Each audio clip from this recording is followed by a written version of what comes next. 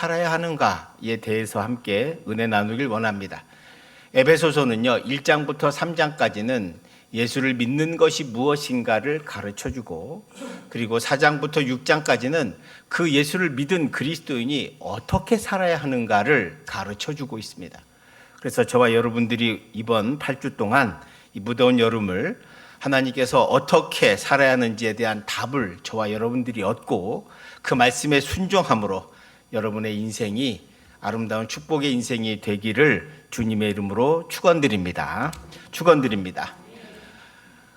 어떤 부인이 남편과 함께 삼형제를 낳고 행복하게 살고 있었습니다. 아버지의 직업은 선장이었습니다. 그래서 배를 타고 한번 나가면 석 달, 몇 달 정도씩 이제 안 들어오는 거죠. 선장이 그렇잖아요. 그런데 항해를 나갔다 어느 날 갑자기 남편이 바다에서 폭풍우에 휘말려 배와 함께 최후를 마쳤다는 비보를 듣게 됩니다. 그래서 아들 삼형제를 놓고 이제 키우게 됐는데, 이 어린 아이들이 이제 자라면서 큰아들이 먼저 자라게 되고, 큰아들이 어느 날 어머니한테 저도 선원이 되겠습니다 라고 하는 거였습니다. 어머니는 말렸죠.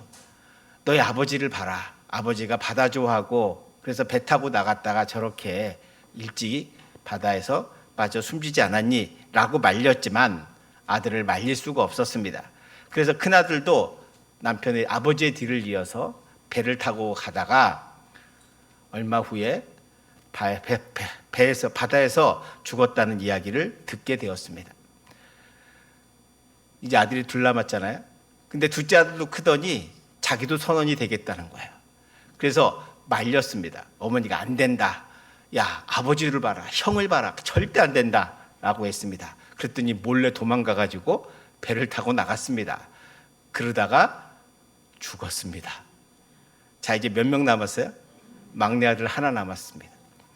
막내 아들을 지키려고 아예 처음부터 넌 절대 안 된다 이야기했습니다.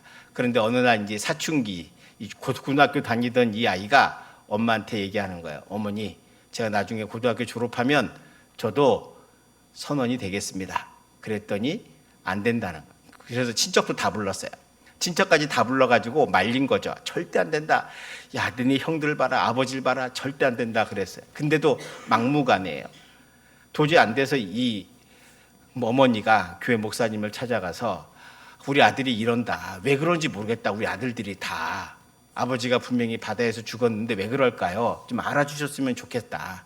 그래서 그 목사님이 집을 방문했습니다. 이제 방문하고 이렇게 보다 보니까 거실에 정말 아름다운 바다의 풍경이 있는 그림이 있고, 저쪽에는 아버지가 배를 배경으로 멋있게 찍은 선장의 옷을 입고 찍은 아름다운 사진이 있었습니다. 그러자 이 목사님은 원인이 이것 때문이다라고 생각을 하고 어머니한테 바다 그림 대신 딴 걸 놓으라고, 그래서 이 어머니가 산과 농촌의 평화로운 모습을 놓은 그림을 놨어요.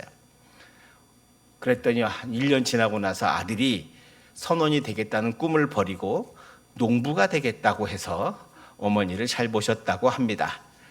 이 예화의 요점은 이런 거예요. 우리가 일상적으로 보고 듣고 하는 것이 나도 모르게 내 안에 영향을 끼친다는 거예요.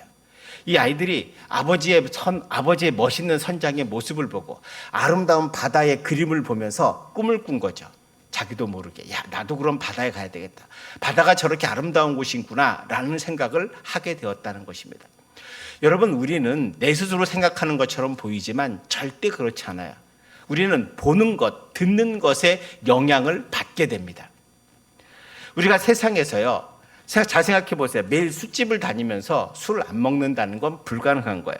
매일 나쁜 거 보고 나쁜 거 들으면서 좋은 생각하는 것은 불가능합니다. 그죠? 잘 생각해 보십시오. 그러니까 우리는 나도 모르게 이런 잘못된 것들을 듣고 보고 한 대로 살게 돼요. 반대로 우리가 좋은 것을 듣고 좋은 것을 보면 선한 영향력을 받아서 회복되는 거예요. 우리가 주일마다 예배를 드리고 하나님 말씀을 듣고 여러분이 성경 말씀을 묵상하고 성경 공부를 해야 되는 이유가 뭐냐? 하나님의 음성을 듣고 그 말씀을 듣고 보고 하다 보면 어떻게 돼요? 나도 모르게 내 마음에 새겨지게 됩니다. 그래서 주님이 생각나고 주의 말씀이 생각나고 내가 어떤 행동을 하려다가도 이건 아니지, 주님께서 기뻐하지 않지 라고 생각할 수 있게 되는 것입니다. 사랑하는 성도 여러분, 그래서 우리가 만일 우리의 눈과 귀가 오직 세상에만 집중돼 있으면 우리 영혼은 세상의 욕망과 어지러움에 사로잡히게 될 것이고, 반대로 우리가 주의 말씀을 듣고 기도하면서 매일 주님을 바라보게 된다면 저와 여러분의 인생은 전혀 다른 인생이 된다는 것을 잊지 마시기를 축원드립니다. 삶이 바뀌게 되는 건 우리가 무엇을 보고 듣느냐에 따라 달라진다는 거예요. 저는 오늘 본문을 통해서 우리가 보고 듣고 해야 할 미래가 뭐냐, 저는 예수 그리스도 안에 답이 있다고 생각하고, 오늘 본문에서 주님께서 우리가 어떻게, 그리스도인이 어떻게 살아야 하는가, 첫 번째로 뭐냐면 성령 충만 받으라고 말씀하는 거예요. 우리의 모든 시작, 내가 그리스도인이 되어서 어떻게 살 것인가의 시작은 성령 충만 받는 것이 중요하다는 것입니다. 왜 그럴까요? 성령이 우리를 놀랍게도 변화시켜 주시거든요. 우리를 바꿔주세요. 어떻게 바꿔주시냐? 눈도 바뀌게 하고 생각도 바뀌게 하셔서 우리의 성품도 바꿔주시는 거예요.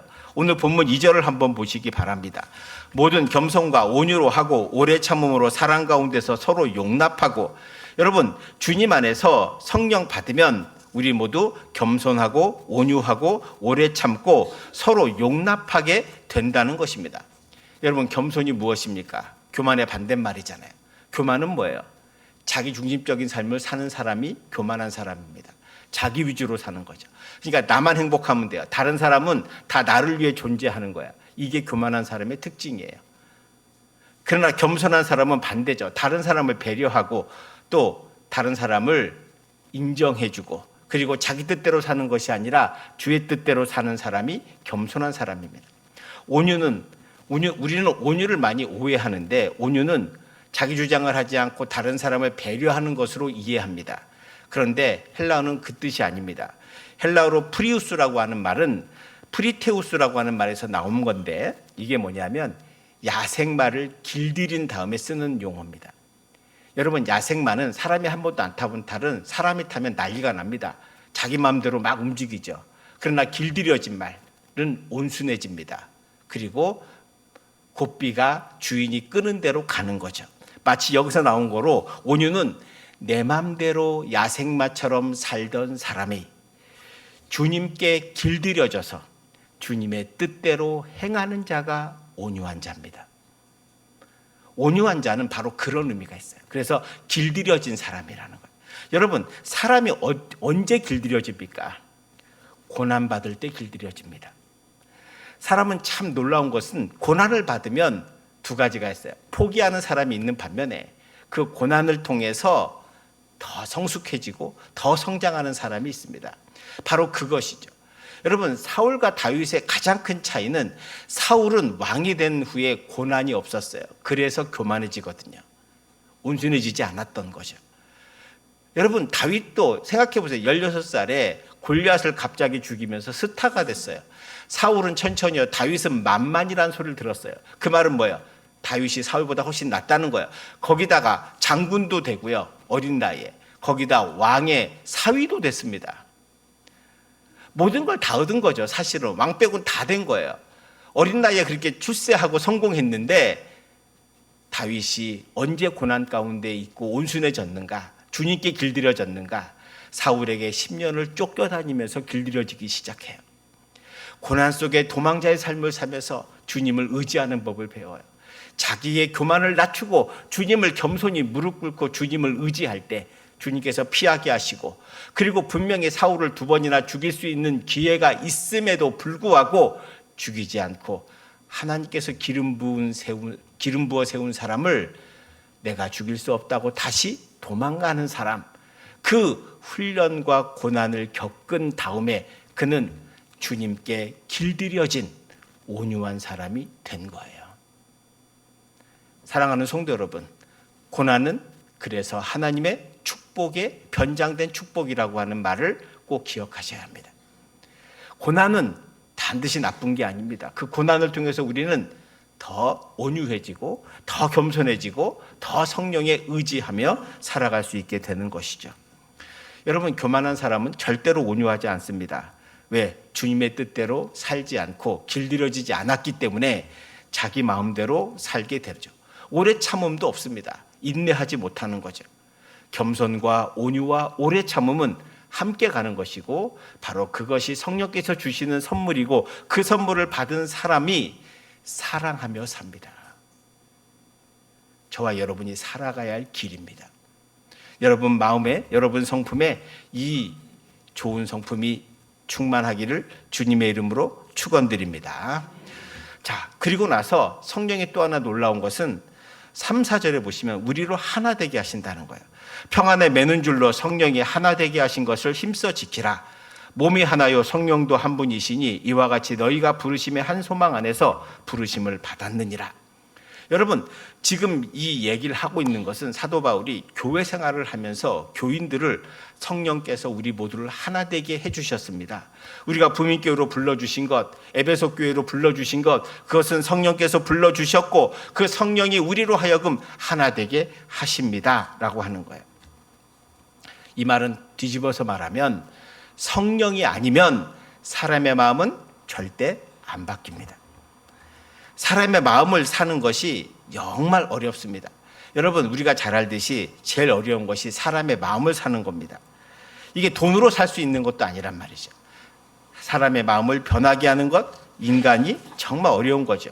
그래서 많은 사람들이 열 길 물속은 알아도 한 길 사람 속은 모른다고 하는 것이 바로 그런 의미입니다. 그런데요, 이런 사람들도 성령을 받으면 성령께서 그 마음을 변화시켜 주시고 새 사람 되게 하여 주십니다. 그래서 우리로 하여금 하나 되게 하는 거죠. 4절 6절을 한번 보십시오. 몸이 하나요 성령도 한 분이시니 이와 같이 너희가 부르심의 한 소망 안에서 부르심을 받았느니라. 주도 한 분이시요 믿음도 하나요 세례도 하나요 하나님도 한 분이시니 곧 만유의 아버지시라. 만유 위에 계시고 만유를 통일하시고 만유 가운데 계시도다. 지금 여러분, 사도 바울이 아주 장황하게 성령도 하나고 몸도 하나고 모두가 하나다. 그리고 믿음도 하나고 주도 하나고 세례도 하나고 하나님도 한 분이다. 이렇게 말씀하는 이유가 뭘까요? 모든 것이 하나님 안에서 하나 된다는 것. 하나 된다는 건 뭐냐면 마음이 합해진다는 거죠. 우리가 예수 안에서 하나 돼야 하는 이유가 두 가지가 있습니다. 첫 번째로 하나가 되어야 우리 안에 뭐가 있어요? 샬롬이 있습니다. 평화가 있습니다. 여러분, 인간 세계에서 평화를 찾는 것이 정말로 어렵습니다. 개인과 개인도 늘 직장이나 삶 속에서 갈등하며 살잖아요. 나라도 끊임없이 다투고 싸우고 분쟁하고 끊임없이 갈등하며 살아가고 있습니다. 참 정말 놀라운 것은 중국이나 일본이나 러시아 같은 나라들도 조그만 섬 하나 때문에 양보 안 하고 싸울 태세를 갖고 있습니다. 땅도 큰데 좀 줘도 될 것 같은데 조그만 섬 하나도 절대로 양보하지 않습니다. 그게 국익이라고 하는 거죠. 국가의 이익이라고 하는 것입니다. 그러니까 인간은 절대로 자기 것을 양보하지 않기 때문에 하나 될 수 없습니다. 그런데 성령은 하나 되게 하시거든요. 또 하나, 성령을 받아야 되는 이유는 교회가 교회되게 하기 위해서다라고 하는. 여러분, 우리가 고린도 교회를 보면 바울파, 아볼로파, 게바파, 그리스도파로 갈라 싸워져요. 이 갈라진 이유가 뭐냐면 세례받은 사람이 다르기 때문에. 나는 바울에게 받았어. 나는 아볼로에게 받았어. 나는 게바에게 받았어. 아니야, 우리는 다 그리스도에게 받았어. 이게 네 파가 갈렸어요. 근데 사도 바울이 뭐라 그래요? 주도 하나요? 믿음도 하나요? 세례도 하나요? 하나님도 한 분이신. 이 얘기를 왜 해요? 에베소 교회나 고린도 교회나 다 마찬가지다. 사람들이 자기의 친소 관계에 따라서 각각 파당을 짓거나 분쟁을 하거나 아니면 자기 파를 만들거나 하는 것에 대해서 아니라는 거예요. 인간은 그렇게 모이고 나누는 걸 좋아하지만 우리가 성령 안에서 성령을 받아야 되는 이유는 성령 안에서 우리 모두를 하나 되게 하시기 때문입니다. 자라온 배경도 환경도 성격도 고향도 다 다르지만 그러나 성령께서 우리와 함께 하시면, 저와 여러분의 마음 가운데 성령이 역사하시면 우리 모두 하나 되는 거예요. 그래서 사도 바울은 고린도 교인들에게 이렇게 말합니다. 고린도전서 3장 16, 17절 말씀 보시면 너희는 너희가 하나님의 성전인 것과 하나님의 성령이 너희 안에 계시는 것을 알지 못하느냐. 우리 17절 시작.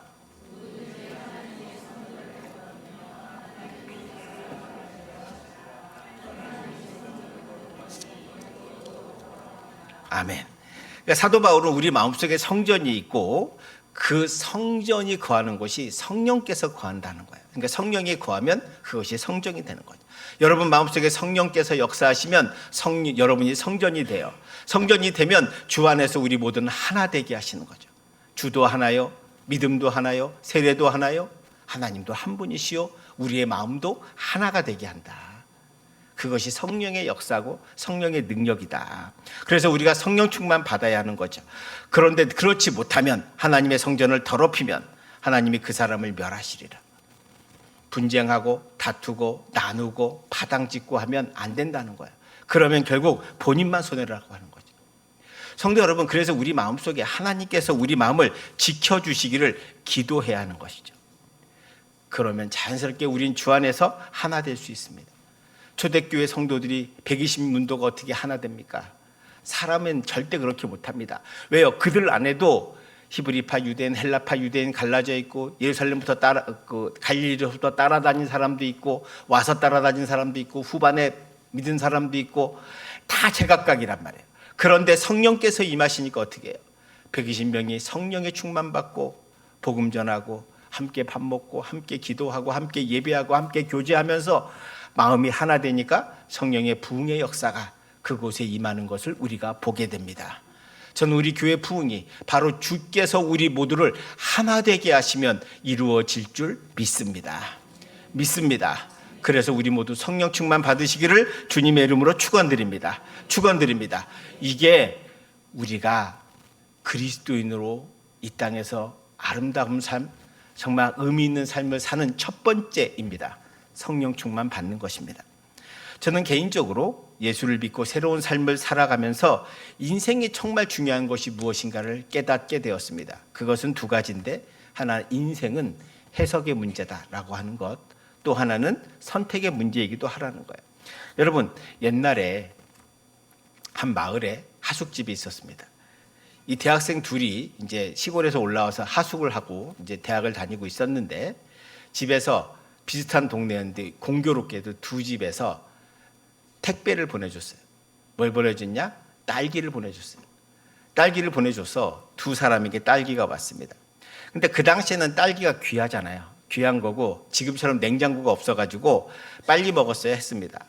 그런데 하나 오니까 이 두 사람이 딸기를 먹는데 방법이 좀 다르더라고요. 한 사람은 딸기가 왔는데 열어보니까 좀 좋은 것도 있고 상한 것도 있고 좀 썩어가고 있는 것도 있는 거예요. 굴르면 그렇잖아요. 그러니까 이 학생은 뭐부터 먹었냐? 좋은 것을 먼저 먹었어요. 그리고 내일 이제 먹으려고 이제 좀 온도가 내려가는 그늘에다 놨습니다. 또 다른 친구는 열어보니까 좋은 것도 있고 상한 것도 있고 상해 가려고 하는 것도 있어요. 이 친구는 좋은 건 내일 먹으려고 상한 것, 좀 나빠지는 것을 먼저 먹었습니다. 그런데 그 다음날 아침에 보니까 날이 더워가지고 둘 다 상해버린 거예요. 자, 그러면 잘 보세요. 한 대학생은, 청년은 좋은 것을 먹어서 못 먹는 걸 버리게 되고, 두 번째 청년은 나쁜 걸 먹어서 좋은 걸 버리게 됐어요. 여러분 같으면 어떤 것을 먼저 드시겠습니까? 아멘. 너무 정답이 분명하죠? 좋은 것을 먼저 먹어야 돼요. 그런데요, 제가 인생을 요걸 한번 비유해 볼게요. 우리가 인생을 살아가는 동안에 같은 환경, 같은 세상 속에서 희노애락을 겪으며 살아갑니다. 근데 어떤 사람은 긍정적이고 밝은 마음을 가지고 감사하고 기뻐하는 삶을 사는 반면에 어떤 사람은 부정적인 마음을 가지고 불평과 원망 속에 살아가는 사람이 있습니다. 긍정과 좋은 생각을 가지는 사람은 좋은 딸기를 먼저 먹는 사람이고, 나쁘고 부정적이고 불평과 원망하는 사람은 상한 딸기를 먼저 먹는 사람입니다. 여러분, 우리가 다 우리 아버지 어머니가 아버지가 이건희가 아니잖아요. 우리 모두는 어떤 청년이, 두 청년이 있었는데 다 시골에서 농사 짓고 뭐 가난하신 분들에서 공부 열심히 해서 어렵게 사는 그런 부모 밑에 있었어요. 근데 한 청년은 우리 어머니 아버지가 어렵지만 내가 그래도 태어나게 해주신 거 감사하고 건강하니까 열심히 일해서 내가 자수성가하면 됩니다. 이렇게 말하는 청년이 있는 반면에 어떤 청년은 내가 우리 아버지를 잘못 만나가지고 가난해서 받을 것도 없고 힘도 없고 능력도 없고 난 망했다. 이번 생에는 끝났다. 이생망이라고 생각한다면 저는 이것은 좋은 딸기를 먼저 먹는 사람과 나쁜 딸기를 먼저 먹는 사람의 차이라고 생각합니다. 선택은 여러분들이 하는 거예요. 좋은 딸기를 먼저 먹을지 나쁜 딸기를 먼저 먹을지는 여러분의 선택이에요. 여러분이 오늘 하루 시작하면서 내가 하나님의 은혜로 살아. 하나님 감사합니다. 하나님 오늘도 주 은혜에서 많은 사람들과 함께 같이 협력하고 선을 이루며 행복하게 살겠습니다. 오늘 교회 가서 함께 성도들과 인사하고 우리 교회에서 은혜 받고 주 안에서 복된 삶을 살겠습니다 하고 오시는 분이 있는 반면에 벌써 주일이네. 가기 싫은데 안 갈 수는 없고 가보긴 하자 라고 하는 것은 완전히 다른 거죠. 인생은 선택이에요. 고난이 여러분 우리에게 똑같이 있을 수 있습니다. 어려운 가운데 있죠. 경기도 안 좋고 경제도 안 좋을 수 있습니다. 실직도 할 수 있고요. 사업이 안 될 수도 있고 장사도 안 될 수 있습니다. 몸도 아플 수 있죠.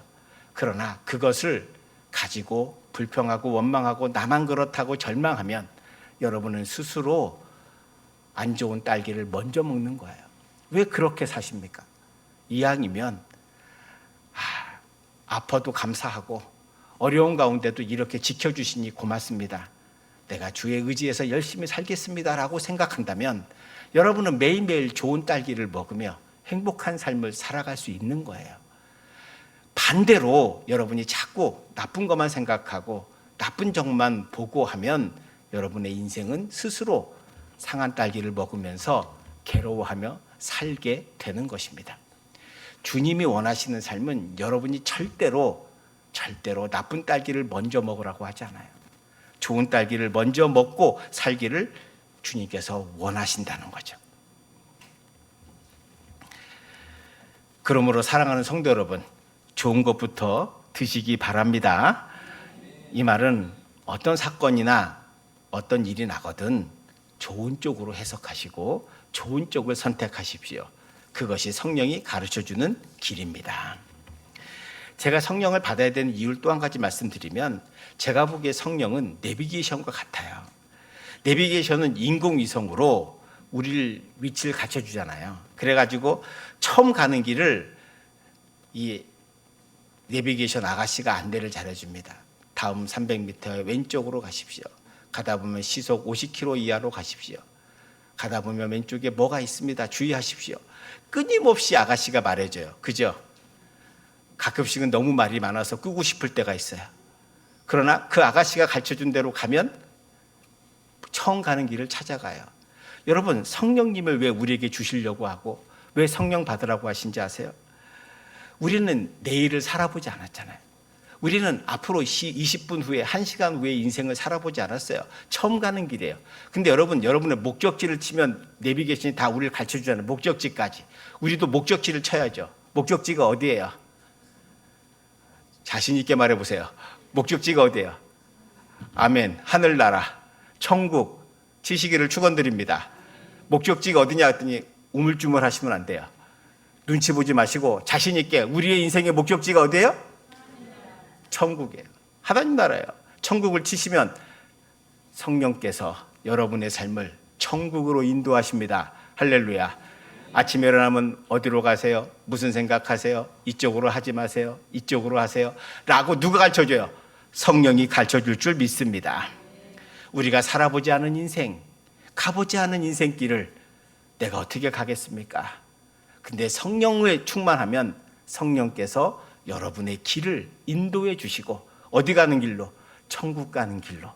죄의 길에서 벗어나게 하시고 사망의 길에서 벗어나게 하시고 그 간혹 가다 있는 마귀의 그런 유혹도 벗어나게 하시고, 글로 가면 유혹해서 빠집니다. 반대로 가세요. 오른쪽으로 가세요. 왼쪽으로 가세요. 할렐루야.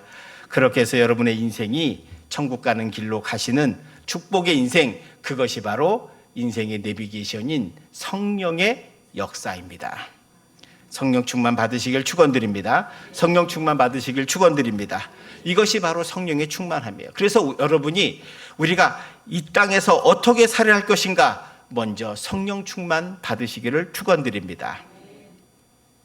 그리고 나서 두 번째로 오늘 본문에 보면 주님이 주시는, 성령이 주시는 선물이 있어요. 그게 뭐냐? 바로 은혜입니다. 7절 10절을 한번 보시기 바랍니다. 우리 각 사람에게 그리스도의 선물의 분량대로 은혜를 주셨나니 그러므로 이르기를 그가 위로 올라가실 때에 사로잡혔던 자들을 잡으라고 사람들에게 선물을 주셨다 하였도다. 올라가셨다 하였은즉 땅 아래 낮은 곳으로 내리셨던 것이 아니면 무엇이냐? 내리셨던 그가 곧 모든 하늘 위에 오르신 자니 이는 만물을 충만하게 하려 하심이라. 7절 말씀에 보면 각 사람에게 그리스도의 선물의 분량대로 뭘 줘요? 은혜를 주셨다. 그 은혜가 뭐냐? 이제 8, 9절, 10절 선물이에요. 이게 이제 시편 68편 18절의 말씀을 인용하면서 8절에서 주님께서 이 땅에 오셨다, 내려와서 십자가 달려 죽으시고 승천하시면서 모든 악한 영들을 이기시고 그들을 사로잡아 하늘들 위로 올라가셔서 그리스도의 승리를 말씀하고 있습니다. 그리고 내리셨던 그가 모든 하늘 위에 오르신 자니, 즉 예수님이 이 땅에 오셔서 십자가 달려 죽으시고 모든 마귀와 모든 죄악들을 다 끌고 하늘나라로 가셨다는 거예요. 그리고 나서 주님께서 우리에게 뭘 주셨어요? 은혜를 선물로 주셨고, 그 은혜가 뭐예요? 만물을 충만하게 하는 거예요. 만물을 가득 채웠다는 게 뭐예요? 은혜로 가득 채웠다. 그래서 우리가 은혜 받고 은혜의 눈을 뜨면 보이는 게 다 뭐다? 은혜다. 할렐루야. 다 보이는 게 은혜예요. 살아있는 것도 은혜고, 숨 쉬는 것도 은혜고, 감사하는 것도 은혜예요. 근데 우리가 만족함이 없어서 그렇지, 은혜예요. 여기 저기 조금 아픈 건 여러분 그냥 감사하셔야 돼요. 제가 어제도 오늘 방송 보니까 아버지가 근육 무력증에 걸려가지고 아이가, 그 아버지가 말라가고 있어요. 아내는 또 일찍 죽었어요. 병 걸려서. 근데 딸 하나가 있는데 딸이 어려요. 그 어린 딸을 두고 이 아빠가 근육 무력증으로 점점 말라가는데 도와달라고 그러는데 어떻게, 정말 마음 아프더라고요. 근데 그런 사람이 많아요. 자기 아픈 거 내가 아프다고 해서 내가 일어나고 싶어서 일어나지는 게 아니잖아요. 그러므로 여러분 이 자리에 나와 예배하는 것만으로도, 여러분이 일하는 것만으로도 정말 하나님의 은혜구나. 감사하며 살아야 되겠구나. 맛있는 딸기를 드시길 축원드립니다. 이게 딸기 먹는 거예요. 여기가 아프고 저기가 아프고 죽겠다고 그러고 괴롭다고 그러고, 그래봐야 뭐만이야. 본인만 손해야. 남들은 안 아파요. 본인이 아픈 거지. 그냥 아유 그래요 안 됐습니다 라고 말할 수는 있으나 아픈 건 어쩔 수 없는 거예요. 그리고 연세 드시면 다 아파요. 그러니까 조금 아픈 거 감사하시고 뭐 하라고요? 감사로 은혜로 사시길 축원드립니다. 저희 어머니가 이제 85세 되셨죠. 이제 제가 40 중반 때부터 당뇨 걸리셔가지고 40대 당뇨 앓으면서 약을 요즘 20알씩 드세요. 한 끼에. 제가 밥보다 약이 더 많아. 그런데 우리 어머니가 뭘 하든 자꾸 열심히 일해요. 그래서 왜 일하시냐, 좀 쉬시지 그랬더니, 쉬면 죽는다. 쉬면 아프다. 안 아픈 데가 하나도 없다는 거야. 그러니까 약을 하도 드셔서 병원에서 위 아프다 그러면 위 아픈 약, 그 위 또 장 아프다면 장 아픈 약 주다 보니까 약이 20알이에요. 그러니까 이제는 어디가 아픈지도 몰라. 어머니가 다 아프대. 근데 놀라운 건 움직이면 안 아프대요. 그래서 그냥 사는 거예요. 그래서 우리 어머니는 주님이 빨리 불렀으면 좋겠다, 안 아프게. 저는 그게 맞다고 생각해요. 아프다는 것은 살아있다는 것을 말하고, 살아있는 동안엔 감사하며 사는 거예요. 하나님께서 만물을 충만하게 하셨어요. 뭘로요? 은혜로. 그래서 우리가 생각만 하고 잘만 보면 내 삶의 모든 것이 은혜예요. 할렐루야. 정말 은혜예요. 여러분, 그래서 자녀가 공부 못하는 거 원망하지 마시길 축원드립니다. 공부 안 해도 다른 거 하면 잘 살 수 있어요. 여러분, 우리 인생에선 최고가 되는 게 중요하지 않아요. 최선을 다하는 게 중요한 것이고 본인이 행복하면 되는 거잖아요. 여러분이 최고입니까? 아니요, 우린 최고 아니에요. 그러나 최선을 다해 사는 거예요. 그 삶이 하나님 보시기에 합당한 거예요. 하나님은 여러분에게 최고가 되라고 원한 적이 한 번도 없어요, 여러분. 하나님은 여러분에게 하나님의 말씀대로 순종하며 이 땅에서 복된 삶을 살라고 하시는 거예요. 그래서 십자가 달려 죽으셨어요. 그런데 왜 우리는 스스로 자신을 맛없는 딸기를 먼저 먹고 상한 딸기를 먼저 먹으면서 사냐는 거죠.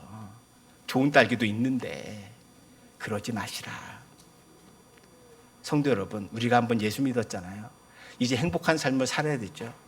여러분 자녀들이 행복하기를 원하는 것처럼 하늘의 하나님께서, 아버지께서도 저와 여러분이 행복한 삶을 원하신다.